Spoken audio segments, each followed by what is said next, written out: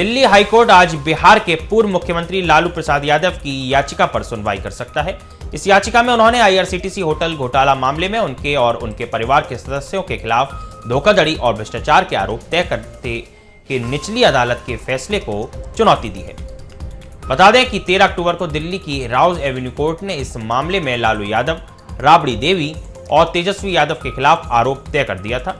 Court ने इस मामले में आईपीसी की धारा 428, 120 बी और भ्रष्टाचार निरोधक कानून की धारा 13(2) के तहत आरोप तय करने का आदेश दिया था।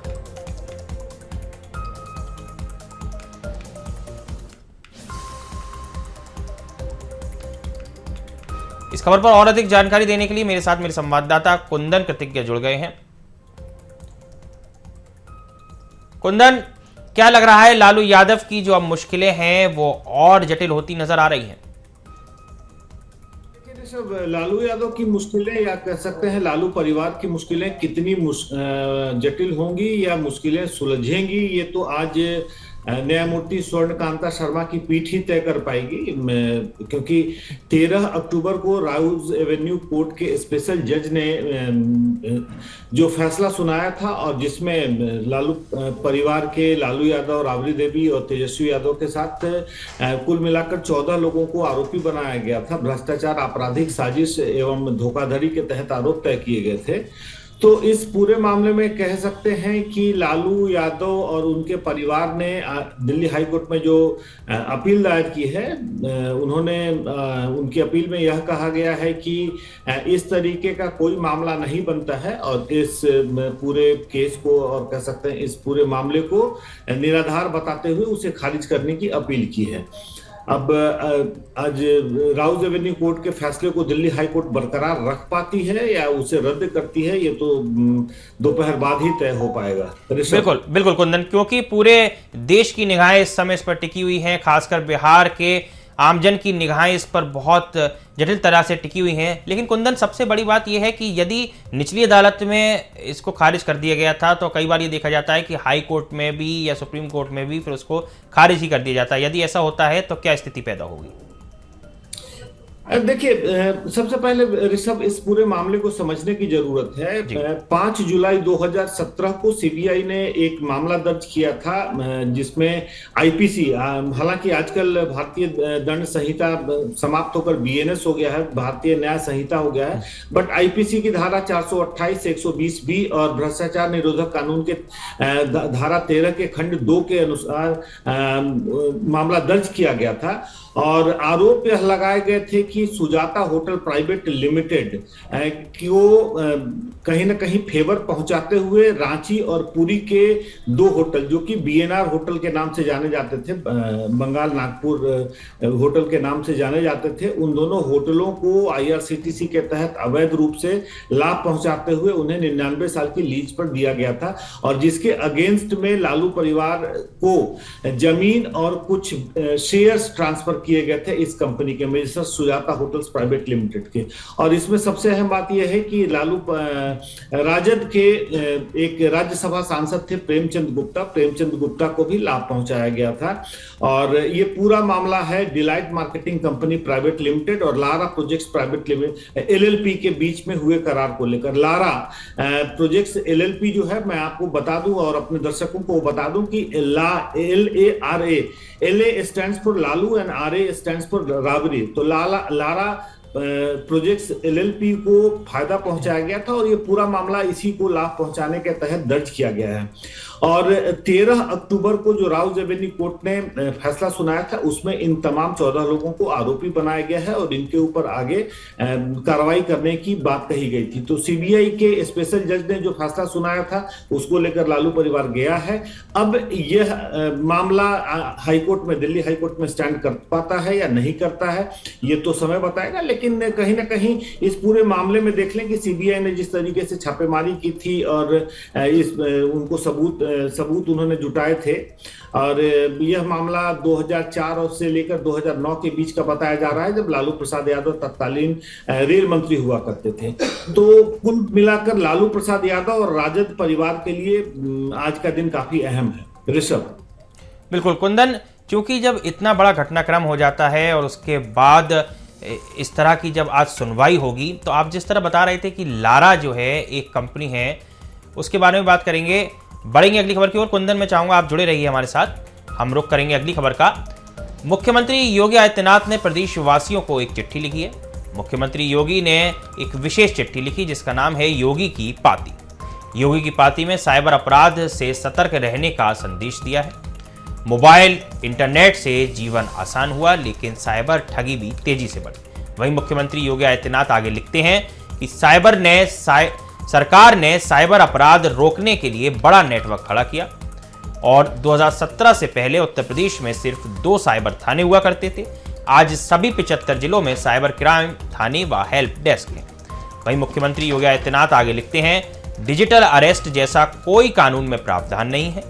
पुलिस, सुरक्षा एजेंसियां वीडियो कॉल, सोशल मीडिया से ना गिरफ्तार करती हैं, ना पैसे मांगती हैं। वहीं मुख्यमंत्री आगे लिखते हैं, व्यक्तिगत जानकारी और ओटीपी किसी से साझा ना करें, साइबर ठगी से बचें। 1930 हेल्पलाइन पर ठगी की शिकायत तत्काल करें। जल्दी शिकायत करने से पैसा बचने की संभावना ज्यादा होती है। मुख्यमंत्री योगी विशेष तौर पर वरिष्ठ नागरिकों को जागरूक करने की अपील करते नजर आए। उन्होंने लिखा, यूपी वासियों से साइबर अपराध मुक्त प्रदेश निर्माण की अपील है। रुक करेंगे अगली खबर की ओर। क्रिश्चियन प्रार्थना सभा को लेकर बवाल नजर आया है। वहीं बजरंग दल के कार्यकर्ताओं ने जिस पर आपत्ति जताई है। बजरंग दल कार्यकर्ताओं ने प्रार्थना सभा का विरोध किया। सभा की आड़ में धर्म परिवर्तन कराने का बजरंग दल के कार्यकर्ताओं ने आरोप लगाया है। खबर उन्नाव से है, जहां घटोरी तरगांव में क्रिश्चियन प्रार्थना सभा को लेकर बजरंग दल के कार्यकर्ताओं ने आपत्ति जताई। बजरंग दल कार्यकर्ताओं ने आरोप लगाया कि प्रार्थना सभा की आड़ में धर्म परिवर्तन कराया जा रहा है। इस आरोप के बाद मौके पर जमकर हंगामा हो गया और दोनों पक्षों के बीच तीखी बहसबाजी होने लगी। घटना की सूचना पर दही थाना पुलिस मौके पर पहुंची और पुलिस ने दोनों पक्षों को समझा बुझाकर पूरे मामले को शांत कराया। साथ ही पुलिस ने जांच के बाद कार्रवाई का आश्वासन भी दिया है। आपको बता दें, पूरा घटनाक्रम उन्नाव का है, जहां पर बजरंग दल के कार्यकर्ता पहुंचते हैं। मेरे साथ इस खबर पर और अधिक जानकारी देने के लिए भानु सिंह, मेरे संवाददाता, जुड़ गए हैं। भानु जी, क्या कुछ पूरा घटनाक्रम है और क्या नजर आ रहा है, आखिरकार घटना की जो मुख्य वजह थी वो क्या रही?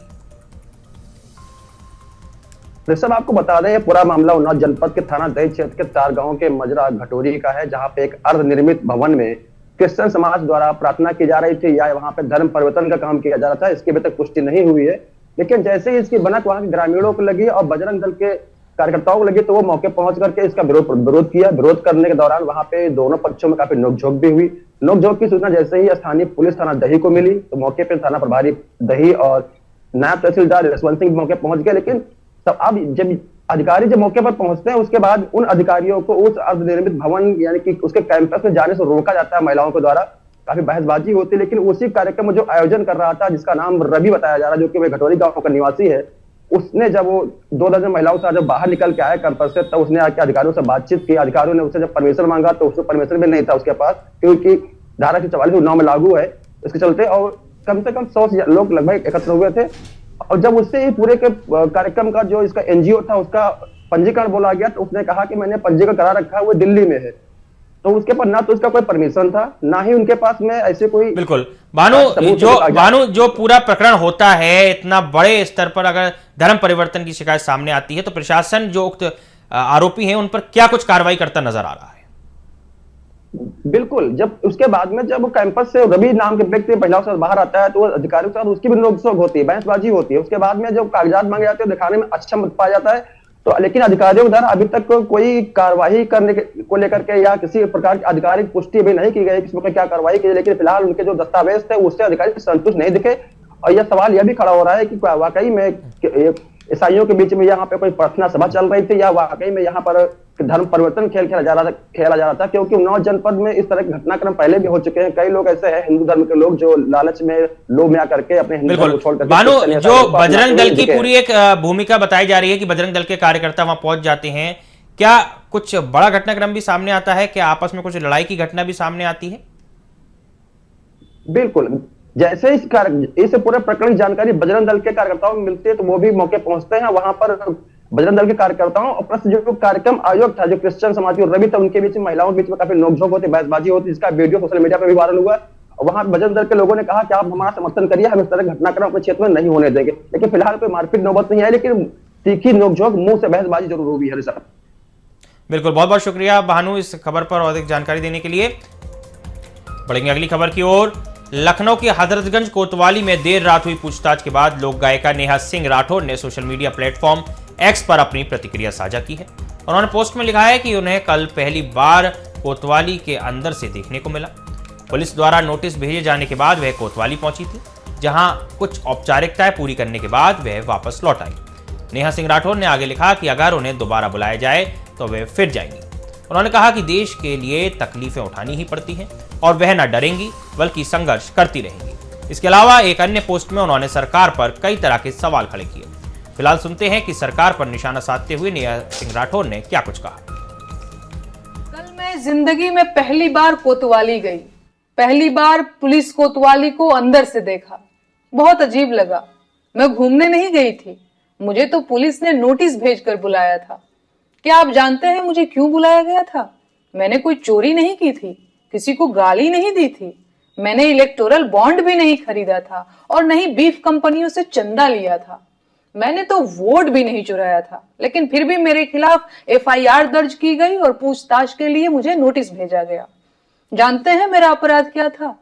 मेरा अपराध यह था कि मैंने इस देश के प्रधानमंत्री से 4 सवाल पूछ लिए थे। मैंने इस आजाद लोकतांत्रिक देश के एक आजाद नागरिक की हैसियत से इस देश के प्रधानमंत्री की आलोचना कर दी थी। बस ये बात सरकार से बर्दाश्त नहीं हुई, होती भी कैसे? एक किसान परिवार की मामूली लड़की की इतनी हिम्मत कि वो प्रधानमंत्री से सवाल पूछ ले, औकात क्या है इसकी? तो बस भाई, मुझे मेरी औकात याद दिलाने के लिए नोटिस भेजकर थाने बुला लिया गया और मैं गई भी। क्या करती?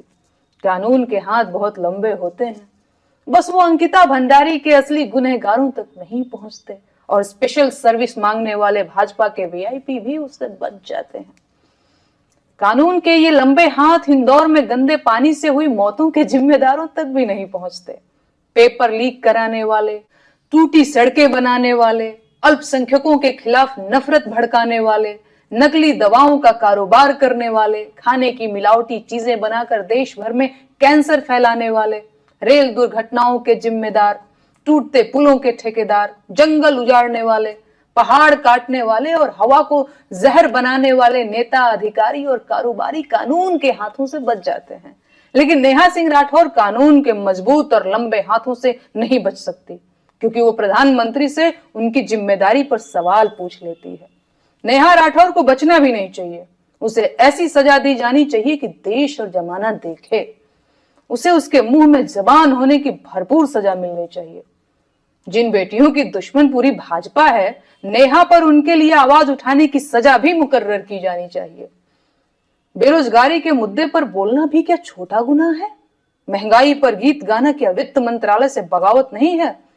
मजदूरों के हक की बात करना क्या लेबर डिपार्टमेंट के काम में हस्तक्षेप नहीं है? और फिर जब सरकार ने देश के कल्याण के लिए अलग अलग विभाग और मंत्री बना रखे हैं, तो मैं क्यों इन मंत्रालयों के मुद्दों पर बोल रही हूं?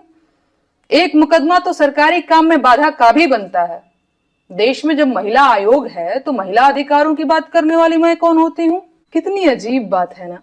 जिस सरकार को देश की गरीबी, बेरोजगारी, महंगाई और भ्रष्टाचार से लड़ना था, वो सरकार मुझसे लड़ रही है। खैर, अब सरकार को जल्द से जल्द देश हित में कानून बनाकर आलोचना को देशद्रोह और आलोचकों को देशद्रोही घोषित कर देना चाहिए। मैं सरकार के कामों और देश के विकास की राह में एक बड़ी बाधा हूं। सरकार को देश हित में बिना देरी किए मुझे फांसी दे देनी चाहिए।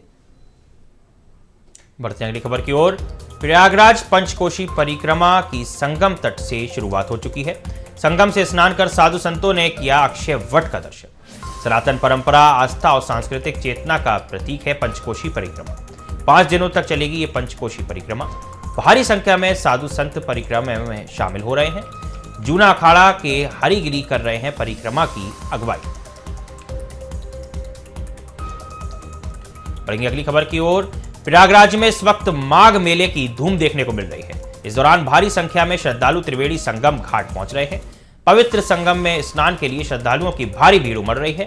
इसी को लेकर मंडलायुक्त सौम्या अग्रवाल का बयान सामने आया है। उन्होंने कहा है कि कल पौष पूर्णिमा का प्रथम स्नान था और स्नान सकुशल संपन्न हुआ। लगभग 31 लाख श्रद्धालुओं ने अमृत में डुबकी लगाई। मेले में कहीं कोई परेशानी नहीं आई। उन्होंने कहा कि सारी व्यवस्थाएं सामान्य थीं। आज को लेकर उन्होंने कहा कि आज मेले में श्रद्धालुओं की भीड़ है, मेला प्रारंभ हो गया है और सारी व्यवस्थाएं सुचारू रूप से हैं।